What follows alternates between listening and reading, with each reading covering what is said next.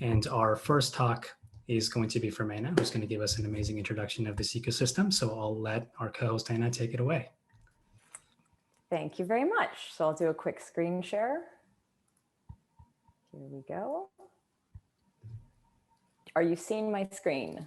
We are all set. Perfect. Can you hear me okay? Yep. I'm guessing yes. Cool. So hi, I'm Anna. I want to quickly introduce myself. I'm the host of a podcast called Zero Knowledge Podcast. I used to and will do again an in-person event. I used to do this biannually called the ZK Summit. So since we can't meet in person yet, I am very excited to participate in this event today because it's like the best folks working on zero knowledge are here today with us. So my goal with today's talk is, it's quite a short talk, and I won't be introducing what zero knowledge proofs are because Elena, who's going to be speaking next, Elena is going to be speaking next, and will actually be giving a proper introduction to what a zero knowledge proof is.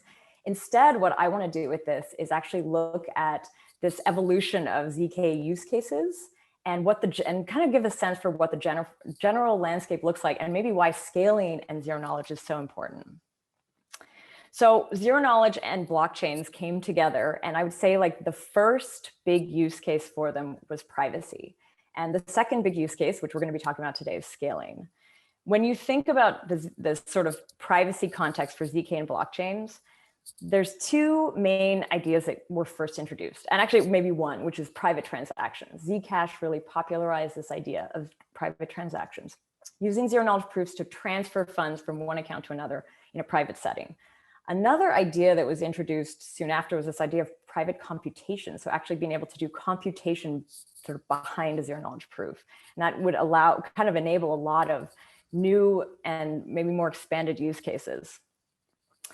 Going forward, now I'm going to give you a list of, these are all kind of related still to privacy. It's taking those first two ideas and pushing them even further. There's like a number of new projects that are emerging, all at different stages. So Kartik mentioned the ZK Games, Dark Forest. Brian's going to be speaking later about that. There's this idea of using ZK for self-sovereign identity, maybe with password management instead of having passwords live on a third-party server.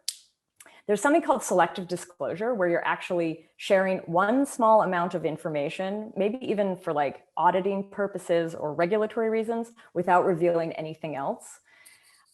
This is very new, but there's something like private AMMs that are being proposed. So this is the idea of incorporating privacy into DeFi, something that previously people thought would potentially break these models. There's like some new ideas around that are coming out soon.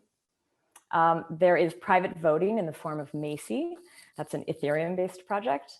And there's also a very new use case that I am very excited about, which is this idea of private staking or private delegation. Henry de Valence from a project called Penumbra has just prepared kind of a first draft of what that looks like. But yeah, as I mentioned, all of these are at very different levels. You have sort of on the privacy thread, you have theoretical research, proof of concept, implementation, and adoption. This is not perfect. Obviously, these are kind of like moving around quite quickly. But you can see, like, in terms of privacy, there's a lot of use cases at different stages. Now, when you talk about scaling, it's a bit of a different picture. I feel like with scaling, what you see is more projects building and developing, but maybe less use cases so far. So here is a version of the L1, L2, L3 paradigm. Now, I know this from having many conversations. These definitions seem to ebb and flow. Like sometimes you'll say that an L2 solution, as we're calling it, like a ZK rollup, is actually an L1.5. I don't know, I'm gonna go with this, okay? I'm gonna keep it for now. But anyway, L1s, there's some L1s that are actually using zero knowledge proofs in their core to scale. So I think we're going to hear from Filecoin later. You're going to hear about like examples of how they're using it. There's examples like Mina where it's actually using recursive snarks all the way, like that. It's all built around zero knowledge proofs. And now when we're going to be talking about L2s, right here, as mentioned, one of the big differences between the privacy side and the scaling side is you just see this kind of explosion, this boom of new projects using zero knowledge proofs for this scaling activity. Oh. Yeah, and so like I said, there's not as many maybe, but the whole idea of like scaling comes from a need. And the fact that we needed to use zero knowledge proofs for scaling meant that it actually pushed the entire field of zero knowledge forward in a way that like privacy alone didn't seem to. It's kind of actually unfortunate.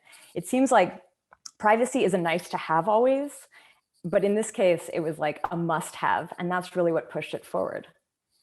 And so then my question to everyone is like, what's next? And I think at events like this is where you figure out what is next. What's next for privacy? What's next for scaling? And maybe what is that next stage of zero knowledge research and vision that pushes the space even further?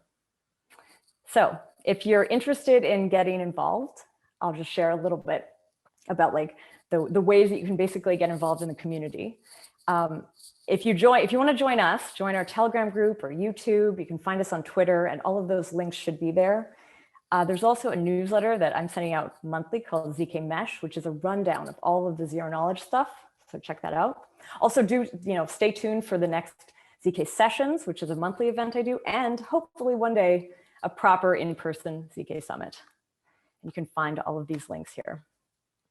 I also just want to mention that I've been running these ZK jobs fairs. So if anyone's interested in finding a job, look out for the next one on May 19th. Cool. Okay, so I'm at the end of my presentation. I think I might have 2 minutes. I'm not sure. Go for it. Okay, well, I don't have anything more, actually. I just don't know how to fill it. No, I think then we're back on schedule then. Cool, okay, good. We're good to go. Thank you so much for setting the context. And I think this kind of sets us up for the our next talk.